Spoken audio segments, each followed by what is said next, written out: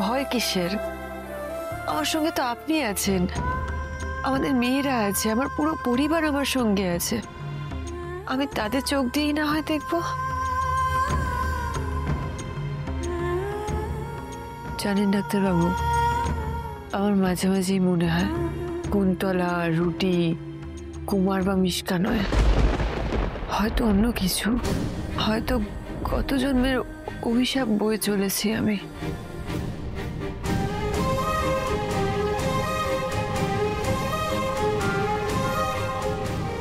কিন্তু আমার অন্য কিছু মনে হয় জানো। কি? এই যে আমরা এত ভুল করেছি, এত অন্যায় করেছি, বহু পাপ জেনে অজেনে অনেক কিছু হয়েছে, তার যে শাস্তি, তার যে দায়, সবটা তুমি নিজের ঘাড়ে নিয়ে নিলে এভাবে, যাতে আমরা সবাই ভালো থাকি, তাই না? ডাক্তারবাবু, আমার শুধু একটাই চাওয়া, ওই বাড়িতে যাতে সবাই ভালো থাকে, সুস্থ থাকে। একবার এদিকে আসবেন?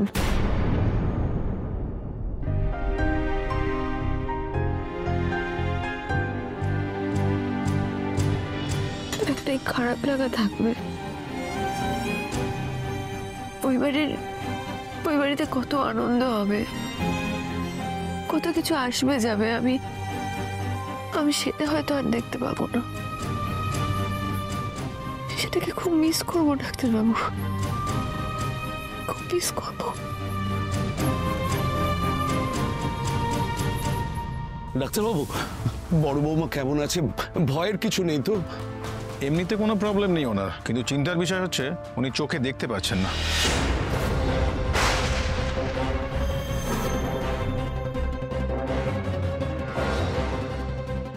ওনাকে যেটা পুশ করা হয়েছিল তার প্রতিক্রিয়াতেই চোখটা খারাপ হয়েছে ওনার। অপারেশন ছাড়া কিন্তু কোনো উপায় নেই।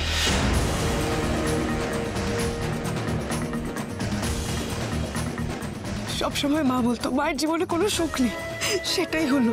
আর কত কষ্ট পাবে তুমি মা। আমরা থেকেও কিছু করতে পারবো না। এইভাবে আপনারা ভেঙে পড়বেন না, এখনো আশার আলো আছে। যদি অপারেশন করা হয় তাহলে উনি আবার দেখতে পাবেন, তবে হ্যাঁ, উপযুক্ত ডোনার পেতে হবে। তাই?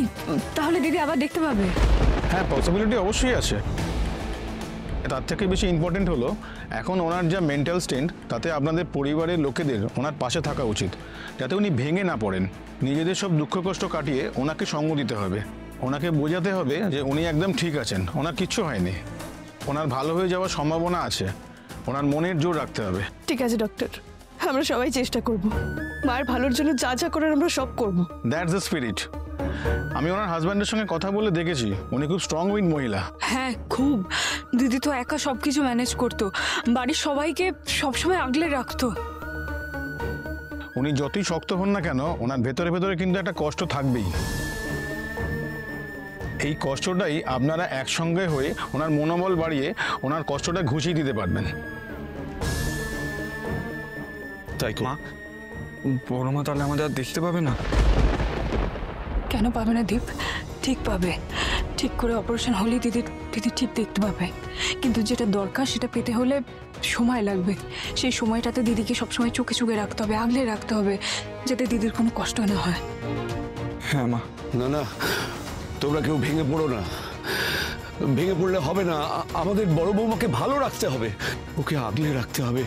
ডাক্তারবাবু আমাদের যা যা বললেন আমাদের প্রত্যেককে মনে রাখতে হবে।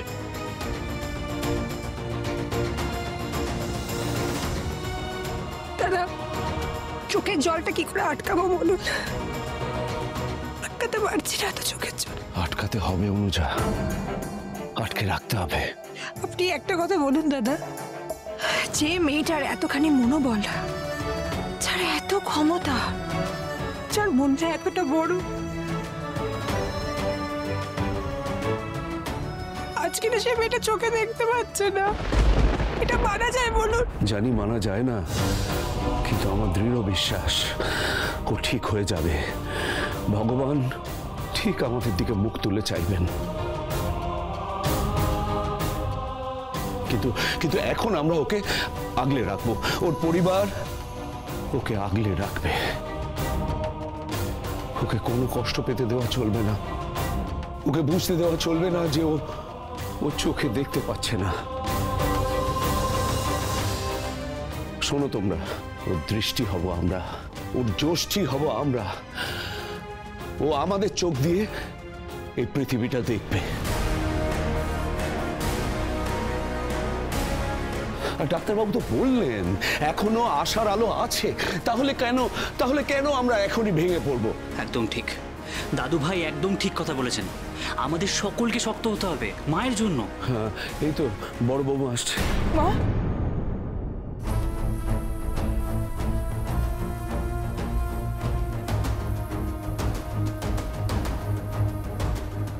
আজকের দিনটা ওনাকে আমরা অবজারভেশনে রাখবো।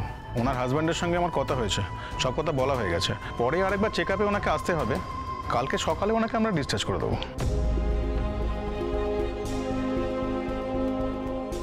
ঠিক আছে ডাক্তারবাবু। কিরে মা, কাল বাড়ি ফিরতে হবে তো? এই আমরা কিন্তু আর অপেক্ষা করতে পারছি না। হ্যাঁ বাবা, আমি ওইটাই চাই। ঠিক আছে, আজকের দিনটুকু লক্ষ্মী হয়ে থাকো, কাল সকালেই তুমি বাড়ি যাবে।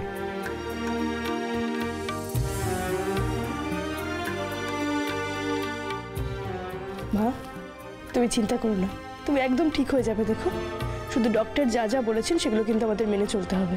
হ্যাঁ মা, তুমি খুব শিগগিরই ঠিক হয়ে যাবে। এবার ওনাকে নিয়ে যেতে হবে, ওনার রেস্ট দরকার। নিশ্চয়ই।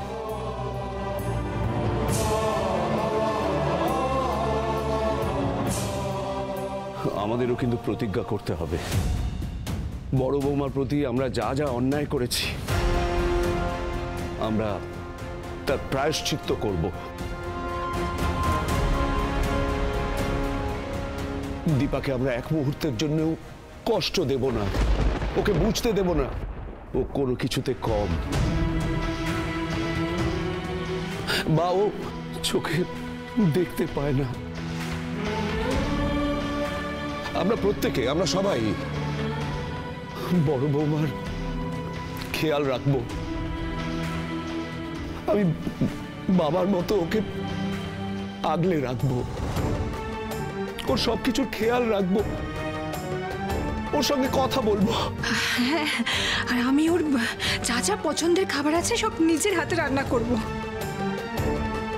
আমি দিদির মতো করে সংসারে খেয়াল রাখবো, তাহলে দিদি খুশি হবে। আর আমি মায়ের পছন্দের ফুল দিয়ে সারা ঘর সাজিয়ে রাখবো, গন্ধে মায়ের মন ভালো হয়ে যাবে। আর আমি মাকে বই পড়ে শোনাবো। হ্যাঁ দিদি ভাই, তুই তাই করিস, তাই করিস। আর আমি মায়ের ছায়া সঙ্গী হয়ে থাকবো, মাকে কোনো কষ্ট পেতে দেবো না। মায়ের কখন কোনটা প্রয়োজন সেটা মা বলার আগেই বুঝে নেওয়ার চেষ্টা করবো। আমি বড় মাকে নিয়ে বাগানে হেঁটে বেড়াবো, মজার মজার গল্পও শোনাবো। আর আমি সকলকে আগলে রাখবো, এতে মা ভালো থাকবে। বড় বৌমাকে আমরা ভেঙে পড়তে দেব না, ও ভাঙলে আমাদের পরিবারটাই ভেঙে যাবে। ও আমাদের জন্য যা যা করেছে তা তো আর ফেরত দিতে পারবো না, তাই আমরা ওকে আগলে রাখবো। আমরা সবাই মিলে বড় বৌমাকে আগলে রাখবো।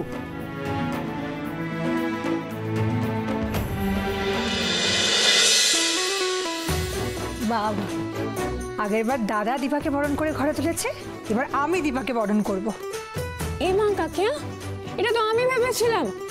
আচ্ছা ঠিক আছে, আমাদের সবার হয় তুমি বরণ করবে, কিন্তু দিদি তো চলে এলে, বাকি সবাই কোথায়? সোনা, রূপা? এই যে এসে গেছি, এসে গেছি, এসে গেছি। বাবা, মা আসবে বলে তো বেশ খুশি খুশি লাগছে। আমি তো ভেবেছিলাম তোরা দুজনে হয়তো সকাল থেকে দরজায় দাঁড়িয়ে থাকবি মা আসার আনন্দে। তাই দাঁড়িয়ে থাকতাম ছোট দিদি ভাই, কিন্তু দেখো আমরা দুজন মিলে মায়ের সব ফেভারিট খাবারগুলো রান্না করেছি, ওটা করতেই টাইম লেগে গেল। যাই বলো কাকিয়া, বাড়িতে কিন্তু বেশ একটা উৎসব ব্যাপার হচ্ছে। ও মা, উৎসবই তো। আমাদের দীপা এই বাড়িতে আবার ফিরে আসছে, উৎসবের থেকে কম কিছু।